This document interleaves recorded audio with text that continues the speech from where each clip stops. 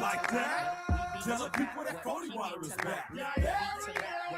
Like that? You are tuned into the W Show on Sideline Sports Talk Network and 100.1 FM, Kansas City. Live from Radio Row in San Francisco, California. Brought to you by Gates Barbecue, the Negro Leagues Baseball Museum, Dillard Zona Rosa, the Soul of Santa, Golden Gate Funeral and Cremation Services, and Wood Nissan. All right, back here live on Radio Row. You guys have been sticking with us all day. We have a lot of guests lined up for you guys today. We're here with another great guest, Khalid Cannon. Khalid, what's up, man? How are you? Doing well. Thanks for having me, guys. He gave us some trading cards, man. And he's the founder of Put Me In.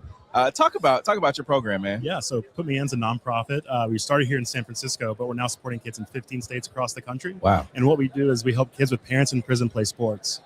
So we pay for their registration fees, their equipment, and their travel, so they have an opportunity to stay involved and stay active just like any other kid. Wow. Can you talk about how, especially these parents being incarcerated, that is a huge issue, in our country. What led you to even push for that initiative?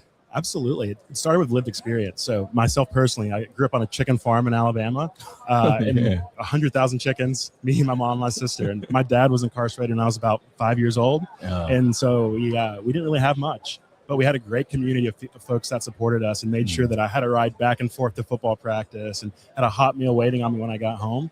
And that community, that gave me the opportunity to succeed on the football field and in the classroom. And ultimately I had the opportunity to go on and play football at Yale. And so you can see where sports take you. So I was a 3-year starter on the offensive line at Yale. And I can see all of the impact, all the lessons I learned in my career came back from youth sports.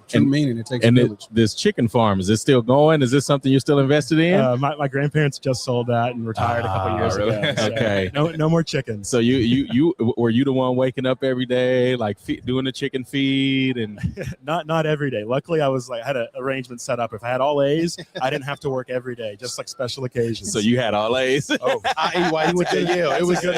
Yeah, why you went to Yale. It was like, I'm not raising getting the chickens. I'm going to Yale. Yeah. Nice. And of course, you guys work with kids. How do you find these young people? Absolutely. So we work with small nonprofits across the country that specialize in the mentorship. And so we'll go to them and say, hey, we've got X amount of spots for you this year. And that's how we started. One of the things that we shifted and we piloted a few years ago in Kansas, actually, was going directly into prisons.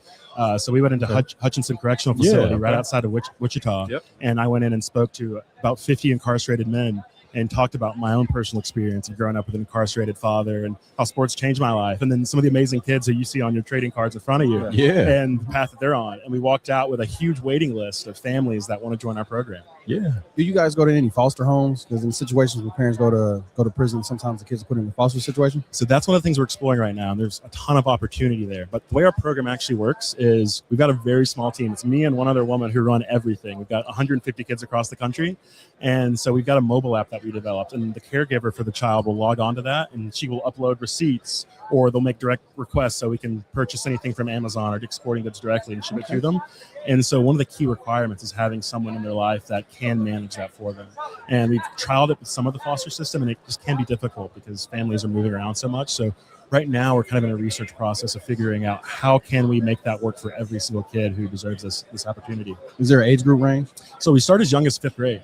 And we stay with them until they graduate high school. Okay. Wow. We kind of think of ourselves as an investment firm in athletes. Yeah. And you think about, instead of compound interest, this is compound impact. Right. Yeah, of course. Like kids grow year over year, where it's not just $1,000 one time, it's $1,000 up to 12 times. And that's a great opportunity for these kids to grow into leaders. Which states are you guys operating in? So right now we're focusing on the communities of San Francisco, Boston, Austin, Minneapolis, and Chicago. But we're also in Kansas, Nevada, Florida, Georgia, South Carolina, North Carolina, as well as Oregon and Washington. Wow. It's all over the country. Yeah. So we got a pretty wide spread. With 2 people running, that's a tough task. We try to be efficient. Yeah. And is it do you guys specialize in any sports, or is it all sports? So our big thing is kids' choice. We believe there's way too many young athletes that are trying to specialize, and they're playing travel sports at 6. It's just not good for you. So we encourage kids to try different things. So one of the trends that we often see is that our younger kids are using the funding as very exploratory. So they're trying a different sport every season, figuring out their niche. And what they don't realize is that's what the power of the program is. It's Of course. because they're getting exposed to new mentors and new role models in these new communities Mhm. where they might have lost one parent or they might have lost two parents, but now they've got this huge community that cares about them. Yeah. And then as they grow in age, they use the funding more as accelerators. They're going deeper into their sport. So we had a lot of kids this past summer use their funding for football camps or softball camps, try to get recruited to go to college. Any success stories that you can share with us? Yeah, so one of my favorite stories, and I tell this one all the time, is about a kid named Rodney, and he's here in the Bay Area. When he started off in our program, he was playing in about a $35 a year rec soccer league, scoring about 10 goals a game, which is just absurd. Wow. Yeah, man, this kid's great. But with our funding, he was able to afford a really expensive travel league, and it was kind of in one of the wealthier neighborhoods in San Francisco. And every kid on his team, their parents were tech founders or consultants or bankers, and they went around to these really nice tournaments all over the state. And he was still beating everybody, scoring 2 or 3 goals, which he had a drop in his average, but still killing it. And it would have been really easy for him at the end of that season to look at his mom and go, like, Mom, I'm going to be in MLS, or I'm going to be the captain of Team USA. But instead, Mom, I'm just as smart as all these other kids, and they're going to private schools. Why can't I? Right. And that's what the power of sports and community and connections are, where it exposes you all these other opportunities. And so with that, Rodney was able to find an opportunity to enroll in a really elite middle school. And in his scholarship applications there, he talked about put me in sports and how that showed him what is possible. He's now a sophomore at one of the best private high schools in San Francisco. Wow. Still on the soccer team. Last year, he was one of the only freshmen on the varsity team. And he's involved in so much more. Rodney's so well-rounded. We've paid for his Rubik's Cube competitions. We paid for him to go play soccer in Croatia last summer. And it's just all this exposure that you can have. And it's amazing to see. No, definitely. We'll have to get him to like a World Cup game or something this year. Have to get him to KC. I would love that. Yeah, definitely. How can people get in contact with you? Yeah, so like I mentioned, when we go to prisons, we kind of start building these waiting lists. We've got about 50 kids on our waiting list right now. Okay. And so a great way to help us is get kids off of our waiting list is go to our website, follow along to our newsletter, and subscribe down below, and then keep up with our journey. We've got some amazing updates. We just released some amazing data in our program where all of the parents of our kids are talking about the impacts that sports are having in their lives, and we're super proud of that. Yeah. Well, we appreciate you giving us some time. Thank you guys so much. Thank All you. right, that's Khalid Cannon. Remember, go follow this guy and help support. Get some kids playing sports. We'll be right back. This is the W Show.